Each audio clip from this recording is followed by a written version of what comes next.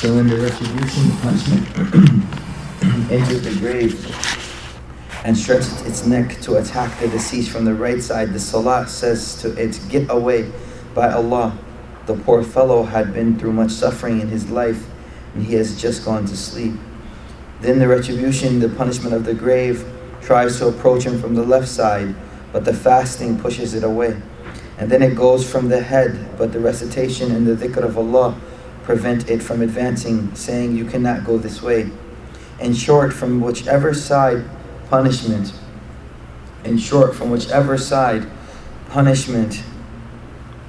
may approach, it finds its way blocked by one of the good deeds surrounding the friend of Allah on all sides. So the punishment recedes, defeated and dismayed.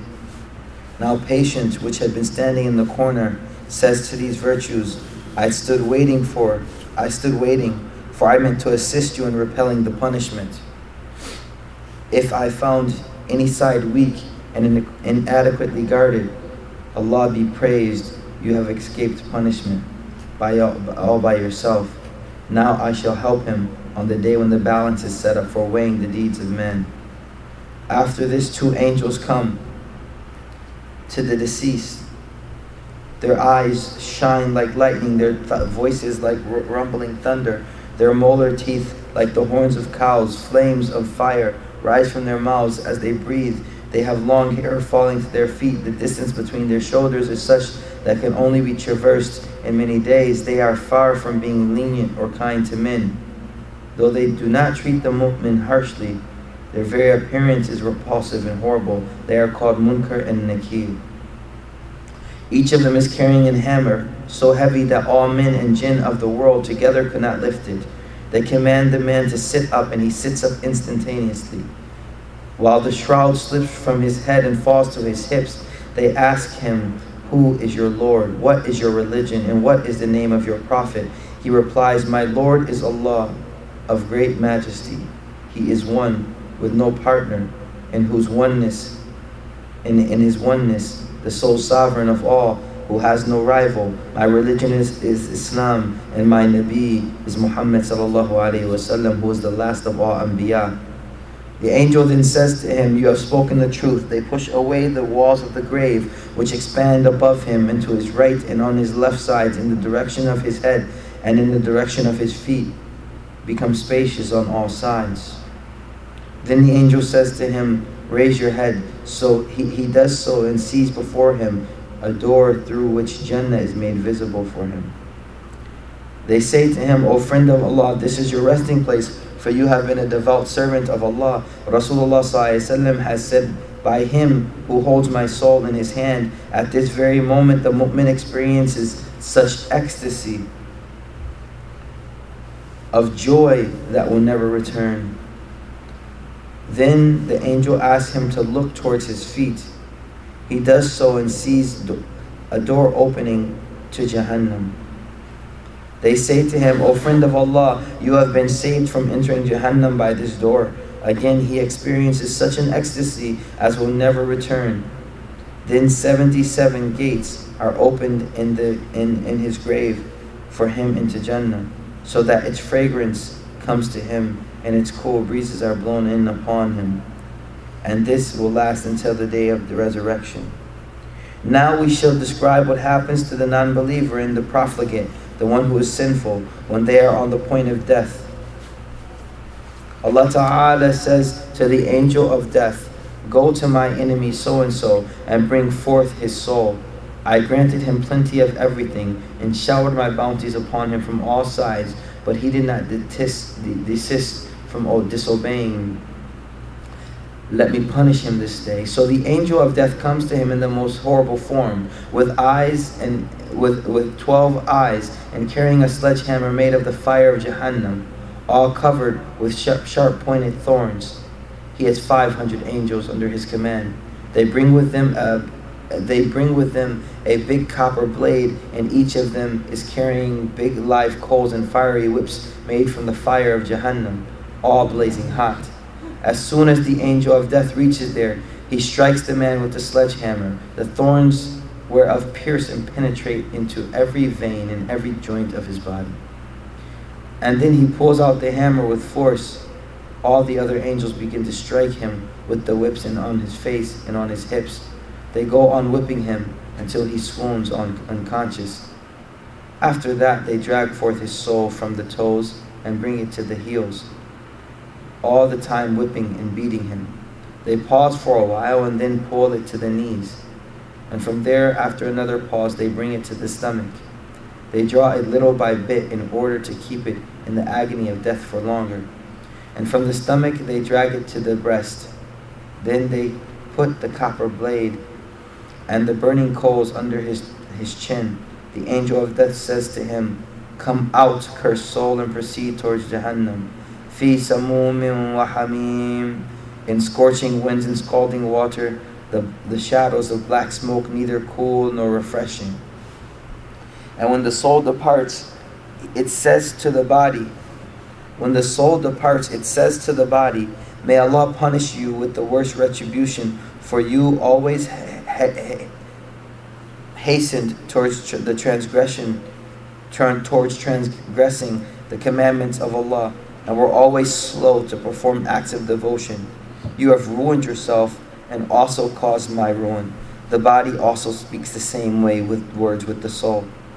And those parts of the body where he used to commit, those parts of the earth where he used to commit sin against Allah, they curse him. The legions of shaitan's disciples come running to him and saying to Shaitan, "Glad tidings to you, O our Lord, we have sent a soul to Jahannam." And when his dead body is laid in the grave, the earth closes upon him so that his ribs are crushed together and run into one another.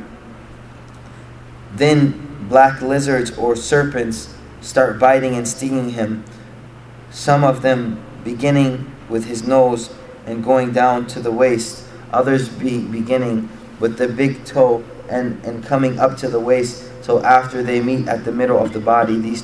The two angels called Munkar and Nakir come to him and ask, "Who is your Lord? What is your religion? Who is your Nabi?" But to each question he replies, "I don't know, I don't know." And each time he says so, they beat him with a hammer so violently that the grave is filled with sparks flying from the hammer, all scattered about. Then the angels command him to look up. He does so, and he sees a door opening to Jannah, through which some of its beauties and luxuries are made visible to him. They say to him, "O enemy of Allah, this could have been your abode, had you been obedient to your Lord." Rasulullah ﷺ has declared, "By him and who holds my soul in his hand, the dead man feels such deep remorse at this time as will never be experienced by him again." Then a door is opened to him unto Jahannam, and the angel says to him, "O enemy of Allah, this is your abode, for you have been disobedient to Allah." After this, 77 gates are opened for him into Jahannam, through which the black smoke and scorching winds of Jahannam will continue to blow upon him till the day of resurrection. The spectacle of death and that of punishment in the grave should always be kept in mind, for it is a horrible spectacle. There are many other hadith which describe the scene of death and the circumstances of the grave, but we have quoted only the above hadith. The great scholars of a hadith have criticized its isnad of this hadith, but its subject matter is corroborated by many other ahadith. Particularly the hadith transmitted in the book Mishkat on the authority of Bara bin Azib and on the authority of Abu Hurairah radiallahu anhu in this chapter on the confirmation of the punishment in the grave, and in the book of Janaiz, funerals, are very similar to this hadith in content. All these hadith can be seen in the book entitled Maza'ir al-Haq for the sake of brevity. Aisha radiallahu anha says, Woe upon the sinners among the inmates of the grave, for the black serpents are given power over them, and they bite and sting them, one beginning at the head of the man and coming down to the waist, and the other beginning with the feet and going down up to the waist, until they meet at the middle of the body. It is indeed the retribution in the grave that has been given the name, the punishment of barzakh, the intermediary world. In the following ayah, Allah says, وَمِن وَرَائِهِمْ بَرْزَخٌ إِلَى يَوْمِ يُبْعَثُونَ. And behind them is a barzakh, a partition, till the day when they are raised. Therefore, whenever Uthman made mention of the grave, he wept so bitterly that his beard would become wet with tears. And Rasulullah ﷺ, even though himself righteous and absolutely immaculate, constantly sought the protection of Allah from the punishment in the grave, so that people should follow his example and make a habit of frequently seeking protection of Allah from this retribution in the grave. For the same reason, Rasulullah ﷺ said, were it not that you would cease to bury your dead ones on account of fear, I would ask Allah to let you hear the punishment in the grave. As a matter of fact, the retribution is dictated by the demands of justice. For man has been sent to this world for the sole purpose of obeying Allah, and he has, after recounting his favors to man in the form of physical powers and worldly fortunes, reminded him again and again in the Holy Quran that he has been sent to this world solely for obedience. Allah says, وَمَا خَلَقْتُ الْجِنَّ وَالْإِنسِ إِلَّا لِيَعْبُدُونَ. I created the jinn and the mankind only that they may worship me. And he has also warned man, that the life has been granted to him only as a test and a trial, to see how he behaves himself after receiving all these bounties. The hour of death being the time of announcement of the result of the trial. Allah Ta'ala says in the Quran, تَبَارَكَ الَّذِي بِيَدِهِ الْمُلْكُ وَهُوَ عَلَى كُلِّ شَيْءٍ قَدِيرٌ الَّذِي خَلَقَ الْمَوْتَ وَالْحَيَاةَ لِيَبْلُوَكُمْ أَيُّكُمْ أَحْسَنُ عَمَلًا.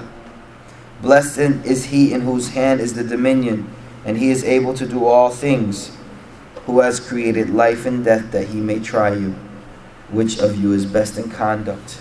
Surah Mulk. Doubtless the world is an abode of trial. The underlying reason for creating the jinn and the humankind is that Allah Ta'ala wants them to obey Him.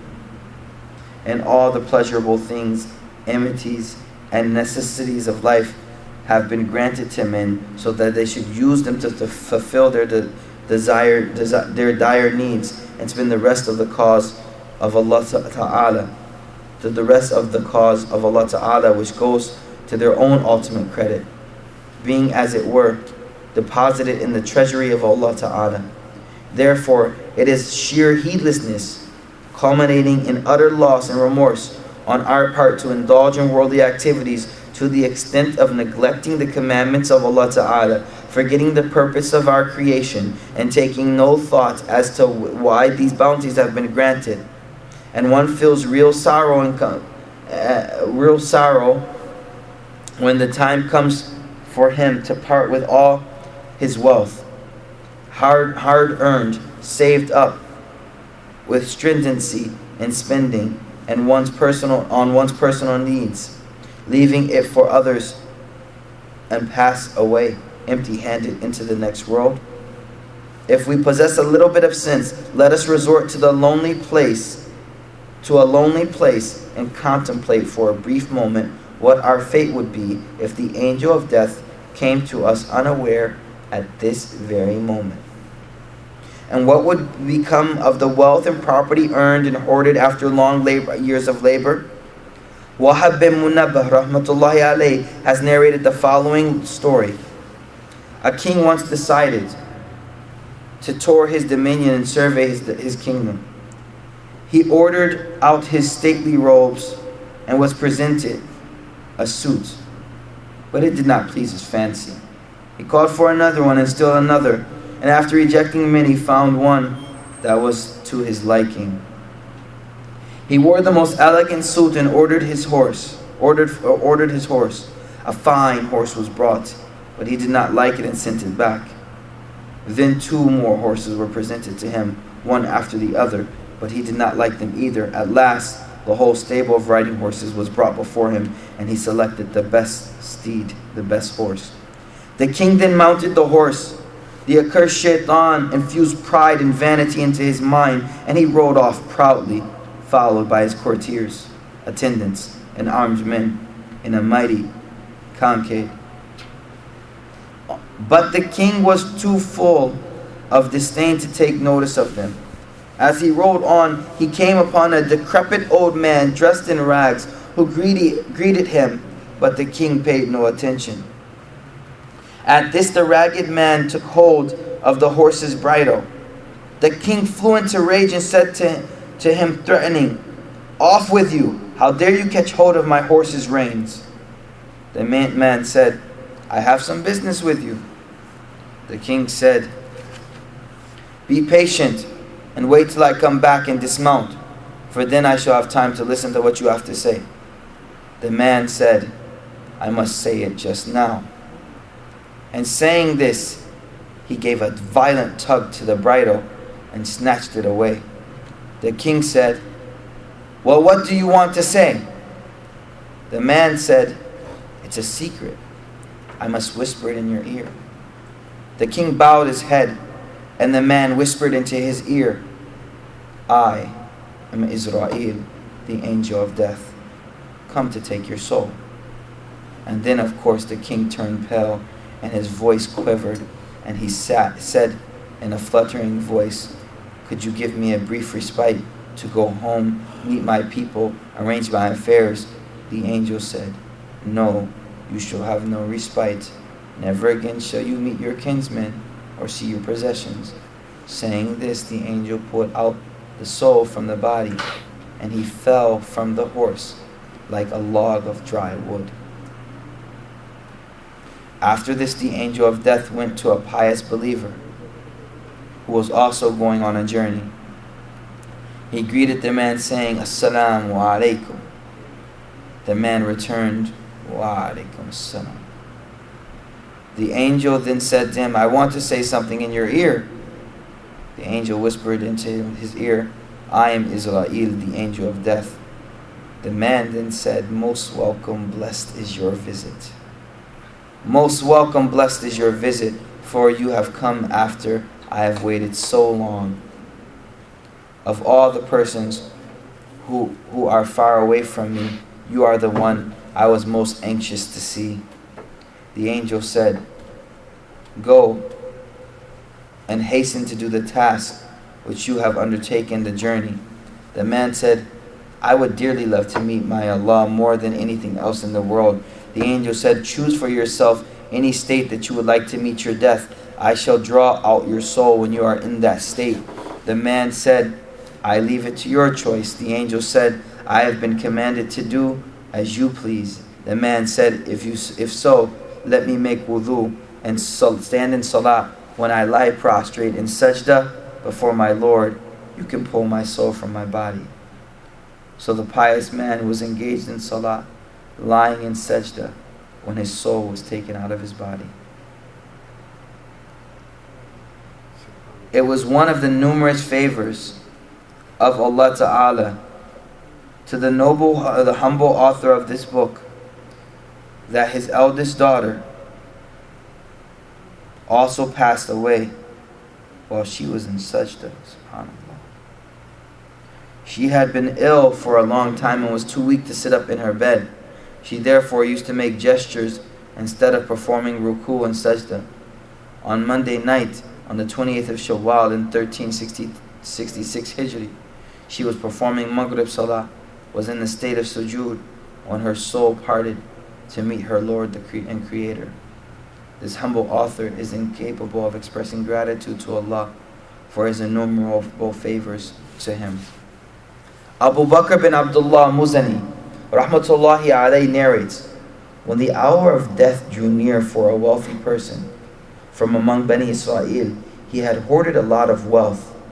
He said to his sons, "Bring forth all my belongings before me." So all his possessions were hurriedly brought before him.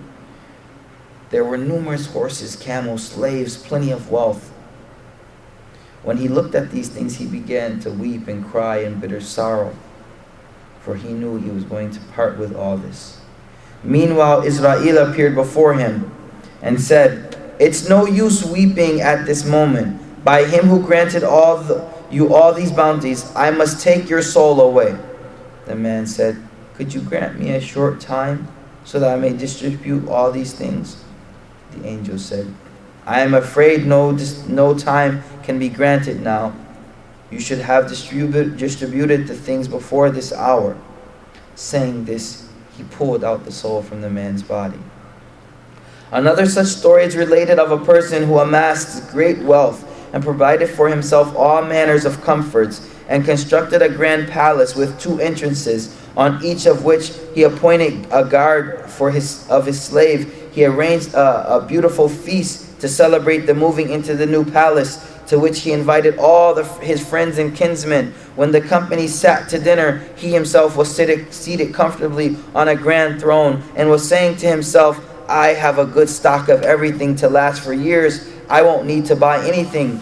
As he sat there, musing and looking and happy about his own sufficiency, a ragged old man with a beggar's goud hanging and a sling around his neck appeared at the gate outside and began to knock at the door. So loud was the knocking that the sound disturbed the rich man sitting on his throne. The slaves rushed to the door, wondering who this discourteous old man could be. They asked him what he wanted, and the old man said, "Send your master to me." They said, "Do you think our master would come out of his place to receive a beggar like you?" The man said, "He will come. Go and tell him."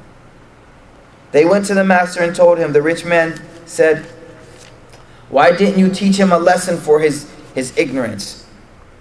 As he so said, there was still a louder knock at the door, and the doorman rushed to the gate. The old man said, "Tell your master that I am Israel, the angel of death." Hearing this, the servants were stupefied.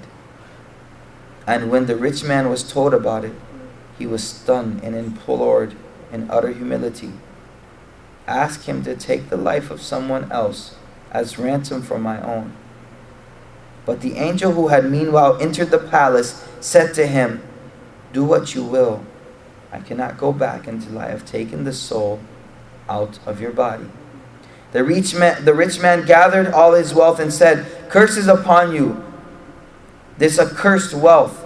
You kept me too busy to worship my Lord, and left me no time to concentrate on the remembrance of Allah. Allah Ta'ala in His infinite power granted me wealth, the power to speak, and granted His wealth the power to speak. And it said to him, 'Why do you curse me? It was on account of my being in your possession that you were granted entry into the courts of great emperors during the hours when the poor ones were driven away from their doors. It was on my account that you associated with delicate damsels and derived sensual pleasures, living in luxury like royalty. Ah, you spent me on unlawful things, and I was helpless in your hands. Had you spent me on noble things, I would have benefited you.'" And in the midst of the dialogue, the angel of death suddenly pulls out the soul from the body. Wahib bin Munabbah rahmatullahi alayhi says, once Israel alayhi salam took away the soul of a mighty tyrant, the like of whom the world had never seen. As he was carrying the soul, he passed by some angels who asked him, "Have you ever felt pity for any person whose soul you were commanded to pull out?" The angels asked the angel of death, "Have you ever felt pity for anyone's soul you were commanded to pull out?" The angel of death replied, "Yes, once I was moved to great pity when commanded to take the soul of a woman who was all alone in the jungle and had just given birth to a baby son. When I was taking out her soul, I was filled with pity for her and her newborn child, for I did not know what would happen to the innocent baby left alone in this wilderness." The angel said, "Do you know who this tyrant is whose soul you are now carrying? It is the same child who you left alone." The remark greatly surprised the angel of death, who exclaimed, "Subhanallah." وبحمده. Glorified are you, Allah. You are beyond all imperfection, most kind, most merciful, and you do as you will. Hasan Basri rahmatullahi alayhi says, when a person dies and the members of his household begin to weep and cry, the angel of death stands in the doorway and addresses them.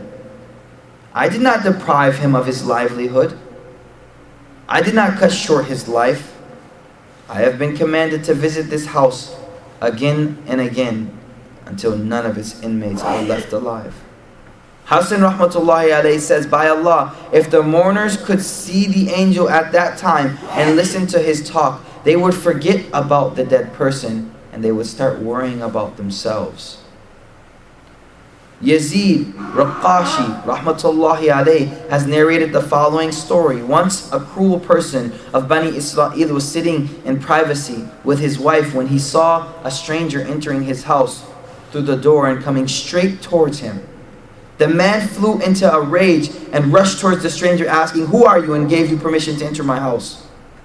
The stranger replied, the owner of the house commanded me to visit you, and I am a person whom nothing can prevent me from entering a house, nor do I need permission before entering the palaces of kings. I am not awed by tyrants, nor can anything prevent me from meeting those who are proud, vain, and conceited. On hearing this, the man was seized with sudden fear. A shudder ran through his body, and he fell down on his face. At last, he said, in humility, that means you are the angel of death. The stranger said, yes, I am the angel of death. The man said, could you give me a brief respite? Can you give me some time so that I may write out my will? The angel said, it is too late now. It is a pity that you have exhausted your lifetime and taken the exact number of breaths appointed to you under the divine order. Your end has come, and it cannot be delayed for even a moment. The man asked, where are you going to take me? The angel replied, you should be in the company of your own deeds that you have sent forth to the akhirah. You will be in the company of your own deeds that you sent forward to the hereafter. And you shall get an abode in the akhirah, in the hereafter, which you have built for yourself with the help of your own deeds. That you have sent forth to the akhirah. And you will get the abode in the akhirah, the hereafter, which you have built for yourself with the help of your own deeds. The man said, I never performed good deeds to deserve a good abode in the hereafter. The angel said, then I shall take you to كلا إنها لظى نزاعة للشوى. In the Quran it says, the fire of Jahannam, eager to roast the skin, it calls forth the ones who turned away and fled from the truth. Saying this, the angel dragged forth the soul from the body, and everyone in the house began to wail and cry.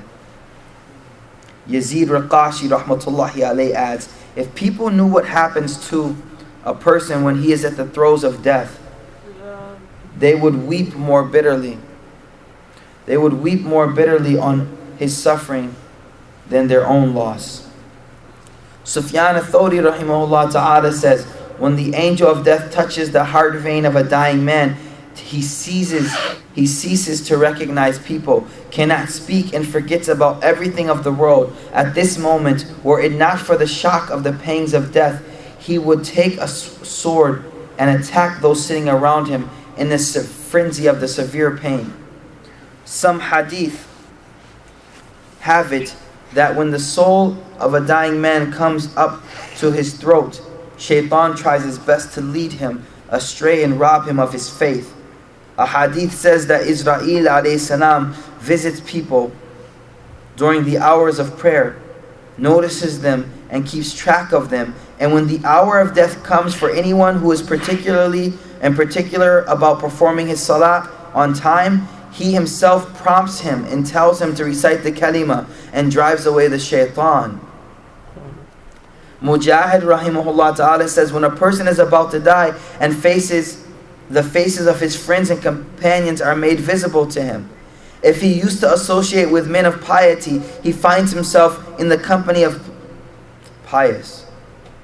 And if he is associated with wicked and profligate people, he finds himself amongst such people. Yazid bin Shajara radiyallahu ta'ala anhu has also related hadith to the same effect.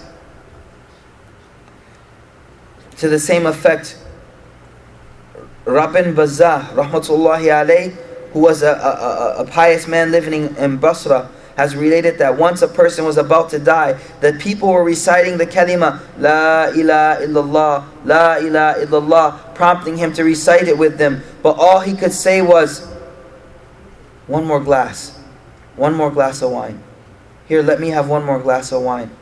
Here, take one glass of wine. Let me have one more glass of wine. Similarly, there was another person in Ahwaz who was being at the point of death, and the people around him were reciting La ilaha illallah, but all he went on crying was $10, $11, $12, $13. On the other hand, there have been many beings who kept death constantly in remembrance, prepared for it, and performed great deeds of virtue for the life of the hereafter. They received death like a person receiving a gift. As the Prophet said in the hadith, death is a gift for the mu'min. When the hour drew near for Bilal radiallahu ta'ala anhu, his wife was saying, you are leaving. But Bilal radiallahu ta'ala anhu said, what bliss is it to die, for tomorrow I shall meet our loved ones Muhammad and his companions. When the time of death came for Mu'az radiallahu ta'ala an, he said, O Allah, you know us that I wished to live long, not because I loved this world or wanted to dig canals and plant gardens, but I longed to fast and remain thirsty during the hot summer afternoons. I love to face hardship and strive for the cause of your deen, and to associate with those who remember you and make dhikr in their company. We'll stop there, inshallah.